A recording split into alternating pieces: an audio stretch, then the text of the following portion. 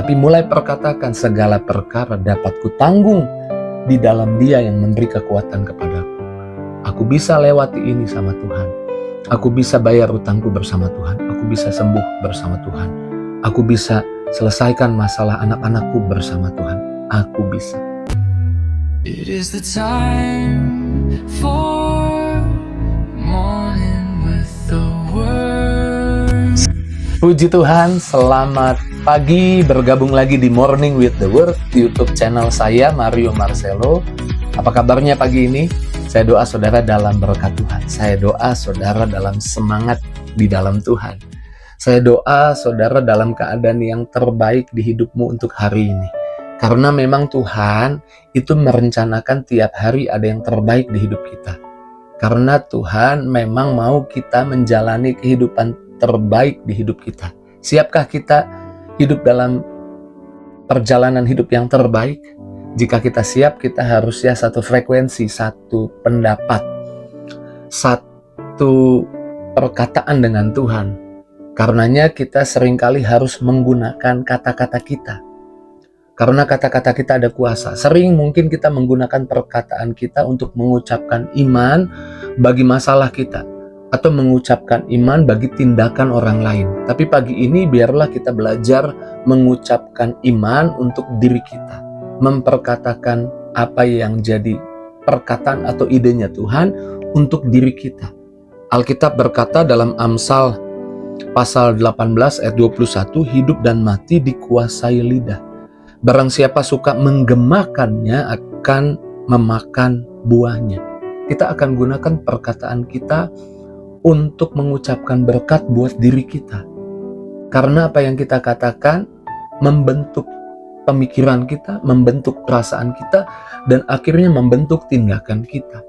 Kita harus berkata apapun keadaan kita, apapun masalah di hidup kita, kita harus berani berkata, aku yang terbaik yang Tuhan punya. Versiku adalah versi terbaik yang Tuhan sudah ciptakan. Aku spesial. Jangan bilang hanya karena ada masalah, hanya karena ada tantangan, ada urusan yang sulit yang terjadi di hidupmu, lalu engkau berkata, aku orang biasa-biasa, nothing special. No, kamu spesial. Katakan itu, aku spesial, aku terbaik. Aku yang terbaik yang Tuhan ciptakan. Daud menyadari itu. Daud berkata dalam Mazmur 139 ayat yang ke-14, aku bersyukur kepadamu oleh karena kejadianku dahsyat dan ajaib. Ajaib apa yang kau buat, dan jiwaku benar-benar menyadarinya. Kamu bukan ciptaan kelas 2-nya Tuhan, kamu masterpiece-nya Tuhan. Jangan bilang hidupmu biasa-biasa. No, hidupmu gak biasa-biasa. Perkatakan, aku gak biasa-biasa, aku ciptaan terbaiknya Tuhan. Kadang-kadang keadaan, masalah memaksa kita berpikir yang sebaliknya. Tapi ketahuilah bahwa Tuhan mau kita menyadari kita yang terbaik dari Tuhan. Ingat, saya jadi teringat kisah Daud. Ketika Samuel datang ke kota papanya, Isai, dan hendak mengadakan upacara pengorbanan. Kemudian dikatakan ini upacara penting, jadi Isai bawa semua anak laki-lakimu. Lalu Isai membawa anak laki-lakinya. 7 anak laki-lakinya dibawa. Kecuali nomor 8, yaitu Daud nggak dibawa. Daud mungkin dianggap nggak masuk hitungan. Nggak mungkinlah dia diurapi. Nggak mungkinlah dia biasa-biasa. Jadi dia disuruh jaga 2-3 ekor kambing domba, ditinggalkan. Bahkan ketika ayahnya tidak mengajak Daud, kakak-kakaknya tidak berkata, Papa ini semua anakmu dibawa nih, kecuali Daud, ajak dong Daud. No, kakak-kakaknya pun mungkin berpikir Daud nggak masuk hitungan. Tapi apa yang terjadi? Ketika Samuel meminta Isai membawa anak laki-lakinya, ditampilkan anak laki-laki yang pertama, lalu kemudian ditolaknya oleh Tuhan melalui Samuel. Sampai anak yang ke-7, lalu kemudian Samuel berkata kepada Isai, ini semua anak laki-lakimu? Isai bilang masih ada 1. Suruh jaga 2-3 ekor kambing domba, tapi masih muda, gak masuk hitungan. Lalu Tuhan berkata melalui Samuel, apa yang dilihat orang bukan yang dilihat Tuhan. Tuhan melihat hati. Jadi Tuhan melalui Samuel berkata, kita gak akan duduk makan kecuali Daud datang ke sini. Kecuali anak itu dibawa ke sini. Dan Daud akhirnya diurapi di depan mata kakak-kakaknya. Apa yang saya mau sampaikan lewat kisah ini? kita harus perlu menyadari bahwa kita adalah yang terbaik dari Tuhan. Apapun keadaan ataupun orang di sekitar kita mungkin tidak memperhitungkan kita, tapi ketika engkau percaya Yesus, kau adalah yang terbaik yang Tuhan punya. Engkau diperhitungkan oleh Tuhan. Jadi jangan kecil hati dan mulai perkatakan aku yang terbaik. Rubah pemikiranmu, mengubah perasaanmu, dan saya percaya kalau engkau tahu engkau yang terbaik, engkau sadar engkau yang terbaik, ciptaan Tuhan yang terbaik, kau gak males-malesan. Kau gak mungkin kompromi sama dosa, karena engkau tahu engkau versi terbaik, ciptaan terbaiknya Tuhan. Dan kau ingatkan terus melalui perkataanmu kepada dirimu. Saya percaya engkau jadi orang yang nggak nyerah, jadi orang yang berani menerobos, jadi orang yang tidak terhentikan bahkan. Jadi perkatakan yang pertama, aku yang terbaik. Yang kedua, buang kamus tidak bisa. Tapi perkatakan di dalam Kristus semuanya bisa. Aku bisa melakukannya. Aku bisa melewati masalah ini. Aku bisa sembuh. Aku bisa bayar utangnya bersama Tuhan. Aku bisa selesaikan masalah rumah tanggaku. Jangan bilang aku tidak bisa. Alkitab berkata di dalam Filipi 4 ayat 13, segala perkara dapat atau bisa kutanggung di dalam Dia yang memberi kekuatan kepadaku. Hapus semua kamus perkataan tidak bisa. Hapus kamus perkataan gak mungkin.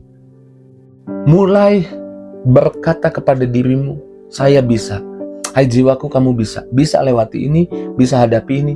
Karena kita nggak sendirian, kita bersama Tuhan. Ingat ketika murid-murid mendahului Tuhan, berlayar ke seberang, naik perahu, menyeberang. Dan Yesus ada di bukit sedang berdoa. Tengah malam mereka kemudian menghadapi angin badai. Mereka susah payah. Yesus lihat dari jauh, dan Yesus nggak lihat dari jauh saja. Yesus menghampiri mereka dan jalan di atas air. Ketika Yesus jalan di atas air, salah satu murid di perahu itu namanya Petrus berkata, Guru, jika itu engkau, suruh aku berjalan ke arahmu. Dan kemudian Yesus berkata, kemarilah. Dan Petrus keluar dari perahu itu. Berarti ada beberapa langkah dari perahu menuju Yesus. Karena Yesus jalan di atas air. Mungkin anggaplah 3-4 langkah. Melangkah.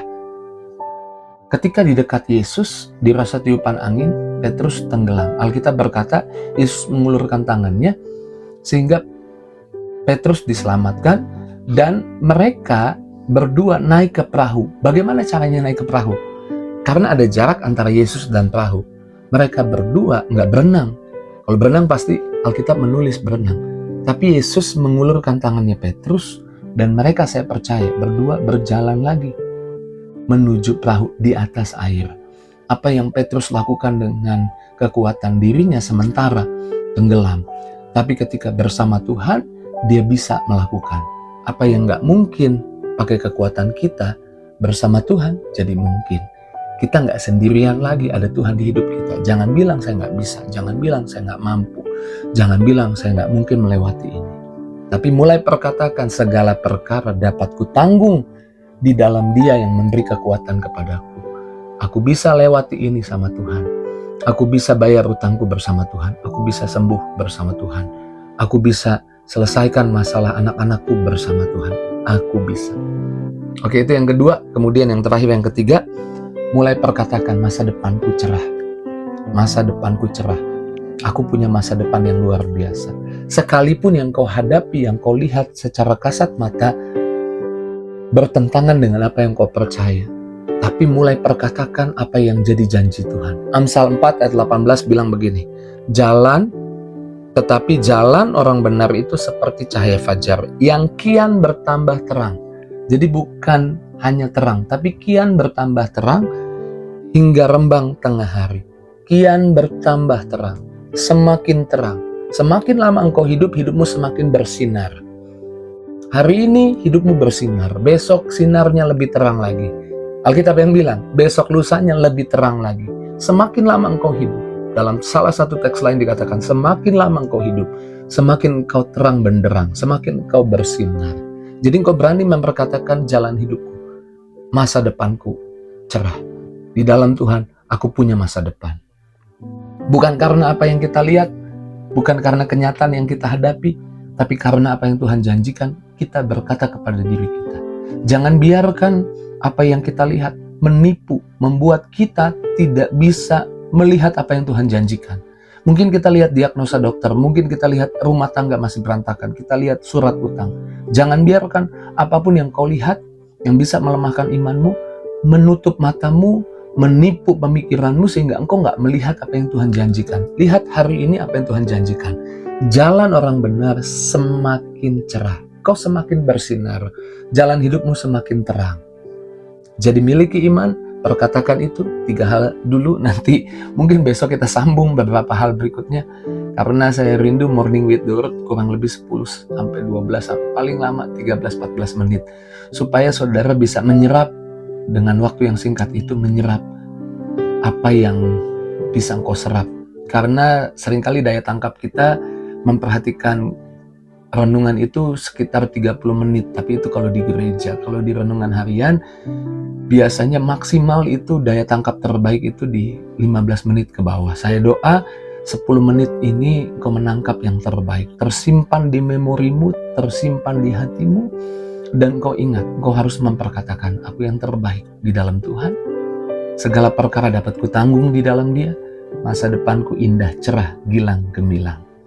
Puji Tuhan, maka engkau akan mengalami versi terbaik hidupmu hari ini, menjalani kehidupan yang terbaik. Kita doa, terima kasih Tuhan buat firman-Mu.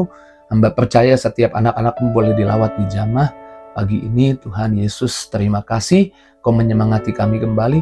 Kau memberitahu kami betapa penting kami memperkatakan iman juga buat diri kami.